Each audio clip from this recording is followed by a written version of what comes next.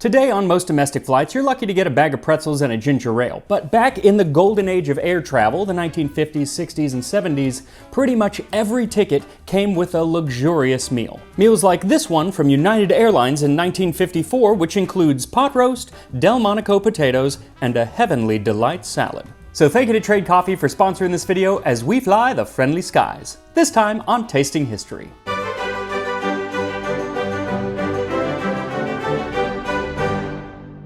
So based on the age of most of my audience, I'm going to guess that you didn't get to fly during the golden age of air travel. Neither did I, I'm not quite that old, but I did get to be around for some of the vestiges of the golden age, like getting to go into the cockpit as a kid and have the wings put on me by the pilot himself. But when it came to food, I wasn't around for any of the good stuff. It was always just peanuts and Coke. And frankly, it's probably a good thing because the quality of airline food when I was a kid was not great. But that was not always the case, because like in the 1950s and 60s, airlines prided themselves on the quality of food that they were serving. That's because during the time, prices of tickets were regulated, so they couldn't compete on price, so they had to compete in other ways. Basically, how to make the flight actually more pleasant for the passengers, and one big thing was food. And today I can actually travel back in time and try some of that luxurious food with this.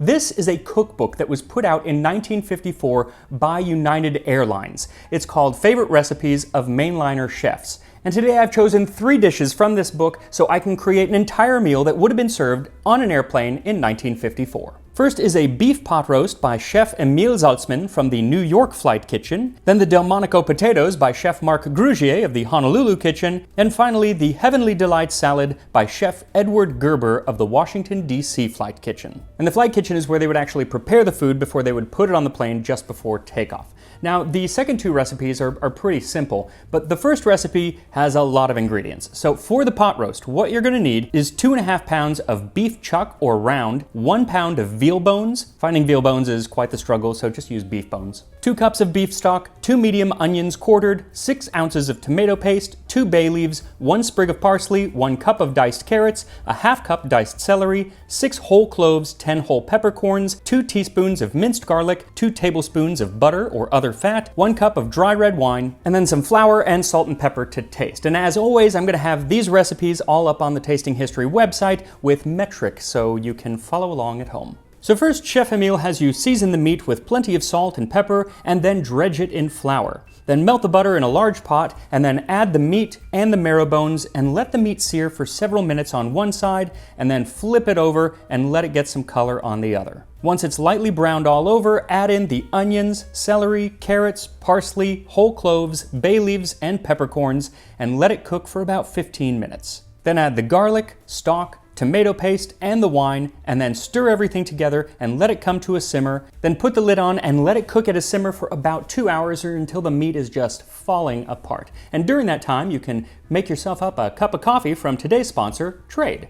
Now, on an airline, the coffee is never really good. And partly that's because our sense of taste is all wonky up there. We'll get into that later. But also, the water tends to be really low quality, and frankly, the coffee is also often low quality as well. That last part, at least, can be rectified by getting your coffee with Trade. Trade is a coffee delivery service that delivers coffee curated to your taste right to your door. And since they work with over 55 local roasters, they are able to roast that coffee and get it to you within just a couple days, so it is at peak freshness. You just let Trade know what you like in a coffee, how you like to brew it, and how much you drink, and boom, that little red bag arrives on your doorstep filled with coffee goodness. This week I received the Emporium House Blend from WWII Coffee. It's one of my favorites because it has a slight sweetness to it, which actually pairs really well with creamer, which is how I like to drink my coffee. And they have hundreds of different roasts, so there is really something for everyone. And right now, when you sign up using my link, drinktrade.com/MaxMiller, you'll get $15 off of select plans and your first bag of coffee is free. That's drinktrade.com/MaxMiller, and I will put that link in the description. And you can use your Trade coffee to make Irish coffee, which was actually invented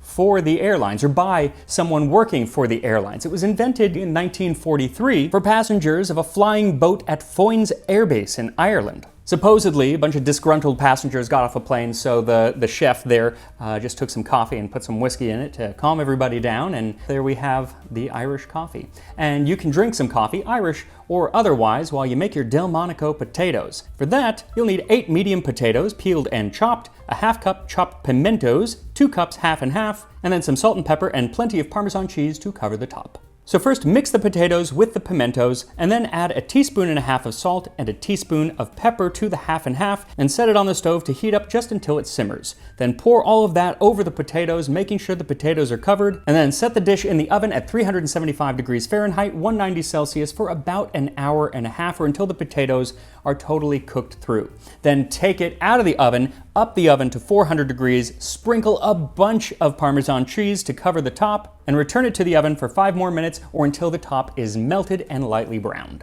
Now before we make our Heavenly Delight salad, which really stretches the definition of a salad, make sure you subscribe to Tasting History, hit that like button, it really helps the channel, and let's talk about the history of airline food. So before we get into the history, I want to mention this wonderful resource that I used called Food in the Air and Space by Richard Foss. It's a wonderful deep dive into the history of food in the air, not just airlines, but in space, and even he goes all the way back to the 18th century with hot air balloons. It's fantastic. You should check it out if you are interested in this topic. I am not going all the way back to the 18th century. I am starting just after World War I in 1919, where on October 11th, the first meal on a commercial airline was served during a Handley Page flight from Paris to London. This was a prepackaged lunchbox with a sandwich and a piece of fruit, and just like Spirit Airlines today, food was not included in the price of the ticket, so you had to shell out 3 shillings for this cold lunch. And pretty much for the next decade, all meals on planes were cold. Like the Western Air Express meals on flights between Los Angeles and San Francisco, where cold fried chicken, potato salad, and sandwiches were catered by the Los Angeles-based Pig and Whistle, which sadly only closed a couple years ago. The same year that they were serving cold fried chicken, 1928, Lufthansa upped the ante with the first hot in-flight meal on flights from Berlin to Paris, where the food was made on the ground and then kept warm in insulated containers. This began airlines' increasing desire to provide passengers with the best and most cutting-edge cuisine available. The issue was keeping it warm because, especially on a longer flight, those insulated containers just didn't really cut it. And so if you wanted to heat the food up on the plane, you had to have an oven built on the plane, and most planes just weren't that big. But the flying boats of the 1930s were. And Pan American Airlines, Pan Am, installed galleys on many of their clippers so they could not only reheat the food, but actually cook it. They even had a dedicated dining room aboard with tables and white tablecloths, so it was more like eating in an actual restaurant. United Airlines soon followed suit and began installing kitchens on their planes where they would serve not cold but hot fried chicken as well as freshly scrambled eggs. This is also around the time when United Airlines really began priding themselves on the quality of their food. By the way, this is not sponsored by United Airlines, just talk about history. Maybe it would have been nice if they had sponsored it, though once I get to the part about flight attendants, stewardesses, and how they train them, they'd probably revoke that sponsorship. We'll get to that. Anyway, United made a huge leap forward in the quality of airline food in 1936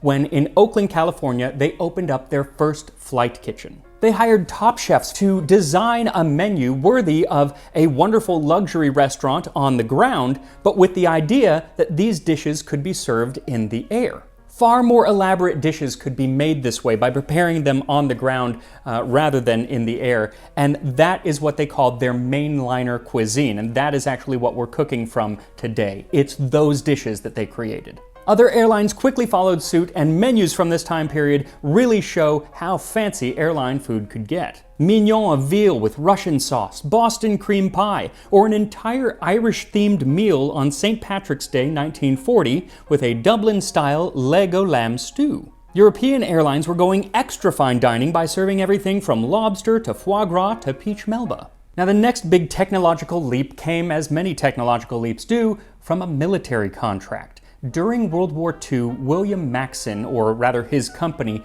developed several inventions for the US military. In addition to the Maxim multiple gun mount, which airlines never seem to have adopted, his company developed the Maxim whirlwind oven, which by circulating the air in the oven would heat things more evenly and much quicker. This was essentially the first convection oven, and it was designed to fit these meals called Maxim sky plates, which were served on airplanes for the Navy and the Army during the war and afterward. Then after the war, Pan American Airlines took these ovens and installed them on many of their commercial planes so that they could get rid of the full kitchen or have the food that was being brought on heated at a much quicker pace. It was also during the war that several airlines hired their first all-female flight attendant crews. Now, there had been female flight attendants, or stewardesses as they were called, since 1930. But during the war, the lack of men saw the female stewardess become the standard for quite some time. In fact, in subsequent decades, many airlines refused to hire men for the job at all. And they started using the female stewardesses as a selling point to their clientele, who were mostly men, basically saying, hey, you want your food and drink served by a pretty lady.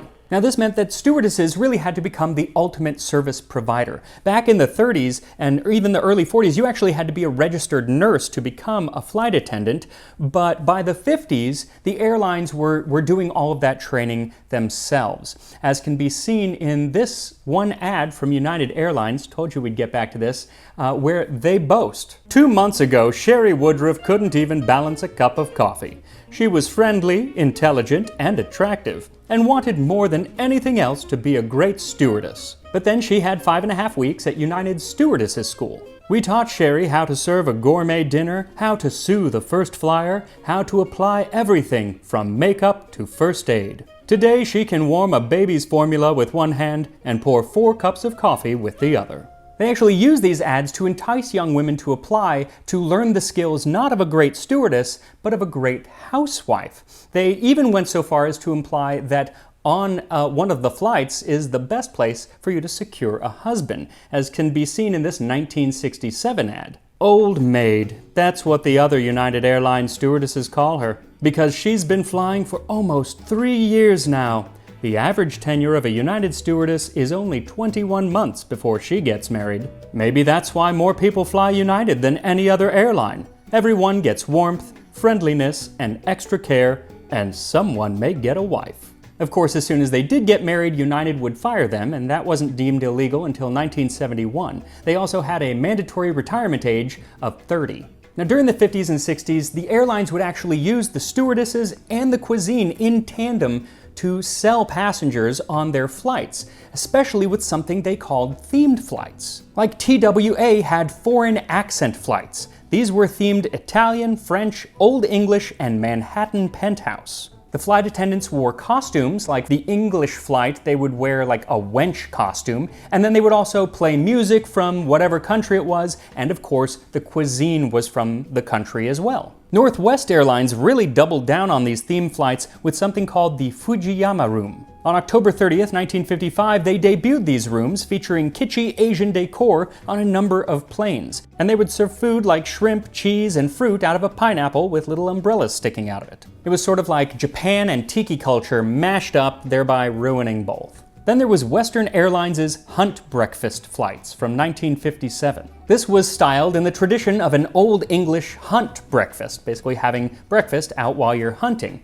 And so all the food was themed that way too, but when it came to the sounds, it would be barking dogs and bugles. Now, perhaps no flight married the idea of the pretty stewardess and the quality cuisine better than United Airlines' executive flight, something I'm sure the company would like to forget. These flew from 1953 to 1970 and were men only. Women were not allowed to purchase a ticket on these flights. Aimed at the executive businessmen of New York and Chicago, these flights would take off every day at 5 p.m., flying between the two cities. And there's an ad from the time that lets you know exactly what you can expect. United Airlines invites you to fly the Chicago Executive, a club in the sky for men only. You'll enjoy the informal club-like atmosphere, smoke your pipe or cigar if you wish, and make yourself more comfortable by using the pair of slippers provided. Enjoy congenial company in the lounge. A full-course steak dinner is table served by the 2 stewardesses aboard.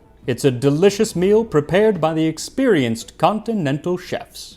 Now, it wasn't just these themed flights, but really all flights of the 1950s and 60s that tried to up their game when it came not just to food, but just luxury in general. The seats became cushier than ever, often fully reclining, or on some longer flights, there would be an entire berth with a lay-down bed like you'd expect on a train or on one of the really top luxury airlines of today. And this is when the food really became a spectacle. There was a TWA flight where they would roll a trolley down the aisle with a whole piece of roast beef where they would slice it off and you'd be served roast beef au jus right there from the aisle. Other trolleys would include chilled seafood like lobster and crab legs. There were fresh fruit trays, salads and charcuterie, and even a dessert cart where they would make a sundae right in front of you. Bring that back. I'm starting a petition. Now, one of the most splendid setups for food actually came from Scandinavian Airlines, where they offered the Scandinavian country-style buffet during the late 60s, where they would carve a ham right there in the aisle. Now, while the food was getting more splendid, that doesn't actually mean it was getting better, because the flavor of the food wasn't exactly what it was on the ground. First of all, if it was made on the ground and then kept on the plane and then having to be reheated, you're essentially eating really fancy leftovers. But another big thing was that we don't taste the same when we're up in an airplane. Partly it's because the real lack of humidity messes with our sense of smell and hence our sense of taste. So you're not tasting the food as much as you would on the ground. So they started adding a lot more salt and sugar to their recipes to compensate. But while that may have helped with the flavor of the food, there was something else coming along in airline travel that would really screw up the service, and that was the adoption of jets. Airlines began switching over to jets, which went much faster than the earlier airplanes, and this meant that the 7-course meal often served even on domestic flights was becoming a thing of the past, at least in economy. Sometimes in first class now, I guess you get it, but even so, everything had to be sped up. The shorter service time also led to most airplanes swapping out glassware and china for plastic trays and plastic forks, because unlike the china, you didn't have to clean it right then and kind of stack it nicely, which took a lot of time, but rather you could just toss it in a bin and deal with it when you landed. Though this was published in 1954, and they're already eating off of plastic, so, you know, it was a gradual change. And all of these changes going on gave airline food a new reputation of being rubbery and bland. There's actually a wonderful musical from 1965 called Do I Hear a Waltz? And there's a whole song about the travails of airline travel at the time, and there's part that is all about the food. The shiny stuff is tomatoes, the salad lies in a group. The curly stuff is potatoes, the stuff that moves is soup. Anything that is white is sweet, anything that is brown is meat, anything that is gray, don't eat. And, you know, that was kind of the reputation for the next few decades. Of course, this change in the quality of the cuisine really only affected the economy class or coach class. And nothing exemplifies this kind of divide between coach and first class at the time better than the Great Sandwich War. See, it was 1958, and the International Air Transport Association, who made sure that all planes around the world were following the same rules, decided to allow for the first economy tickets to be purchased in transatlantic flights. But because they were going to be less expensive than the average ticket, they had to take stuff away, and this meant that nobody got any food any hot food who purchased this. All they could get was a sandwich. But there was Pan Am, an American airline, who said that a sandwich was some meat with bread, and then there were the European sandwiches, and they went all out. You'd get 5 slices of ox tongue, a lettuce heart, asparagus, and sliced carrots on a slice of bread. Or 5 slices of liver pate, fried crisp bacon, mushrooms, and sliced tomato on a slice of bread. Basically, it was a whole meal on a slice of bread, so it was a sandwich. And Pan Am was like, well, they're using that to their advantage. We're supposed to be on an even playing field, so the association had to come up with a definition of a sandwich. A sandwich must be cold, largely of bread or something similar, unadorned, self-contained, and must not include such fillings as caviar, oysters, or lobster.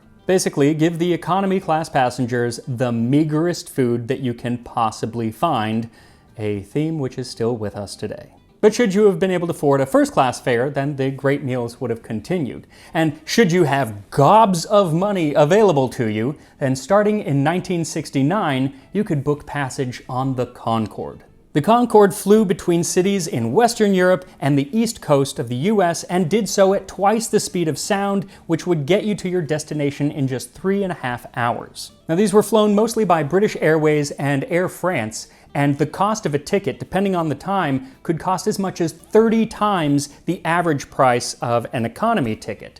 But for that, you got there a lot faster, and you got quite the meal. What followed the coffee was a breakfast of fresh papaya, guava, pineapple, strawberries, and mangoes, croissants and brioche that might have come from a Paris bakery, a pretty good approximation of eggs Benedict, and a soufflé Gruyère, all washed down with Piper Heidsieck cuvée diplomatique. The china, of course, was Limoges. What really ended the splendid food of airlines, as well as the golden age of air travel itself, was the age of deregulation, which started in 1978. Airfare had been regulated for decades, making it so that the only way the airlines had to compete was through perks like wonderful food and their flight attendants or stewardesses, leg room, the comfort, entertainment, or those flights where they had dogs and bugles playing throughout the cabin, that hunt breakfast. I wouldn't like that. But with the deregulation, they could start to do price wars,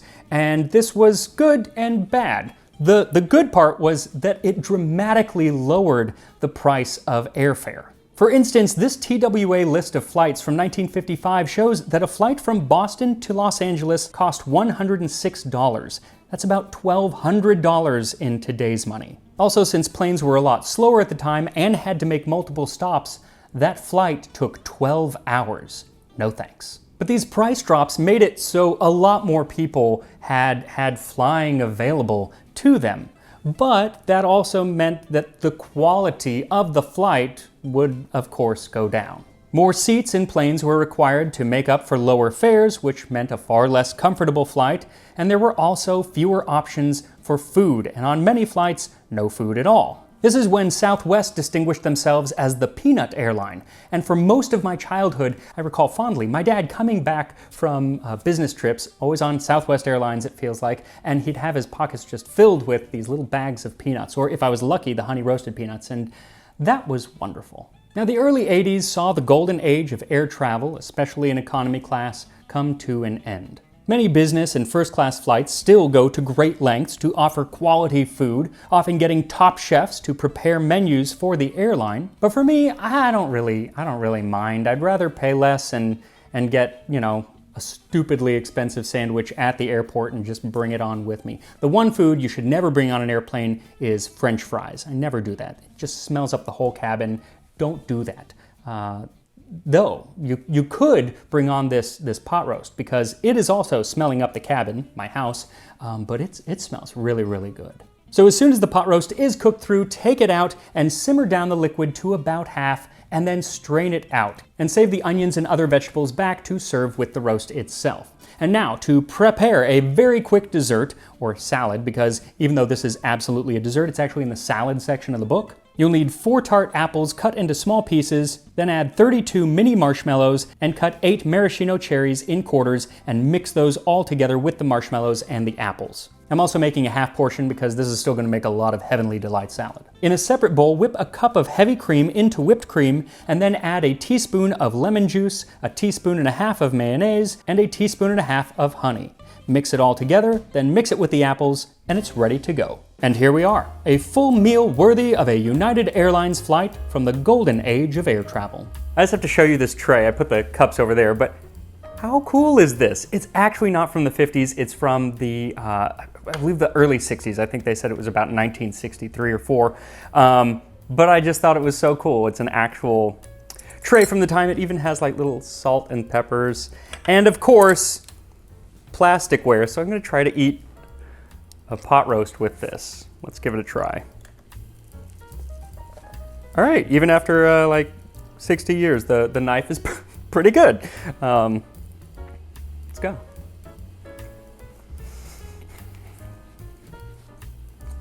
I knew it would be amazing because it smelled so good. It is so tender, it just falls apart. I really, really like the addition of kind of adding in the onions and the other things that we're cooking on top of it.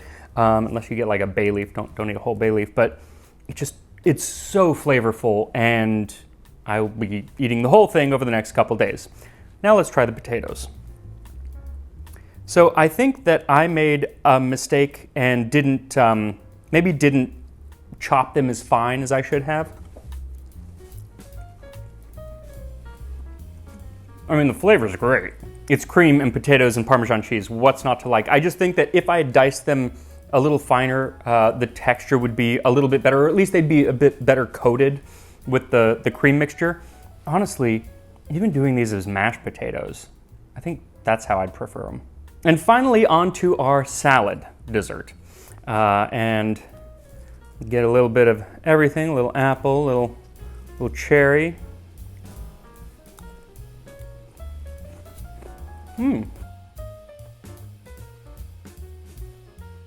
It's not as sweet as I expected. Now, the original recipe says you could actually add sugar. I wouldn't. These are tart apples, but it's not tart. It has a little zing from the apples and from the lemon juice, but it's plenty sweet. It doesn't need to be any sweeter because, I mean, there's plenty of sweet stuff in there. But it reminds me of ambrosia, kind of. If you've ever had ambrosia, my Nana would once in a while make that for Easter. It's fun. It's delicious. I wouldn't call it a salad. It is definitely a dessert, but, you know. So I gotta say, all three dishes, really good. I would make all three again. I'd probably mash the potatoes, but that's the only change I would make. That pot roast is definitely going on in my repertoire of weekly or probably monthly dishes to make. And I will see you next time on Tasting History.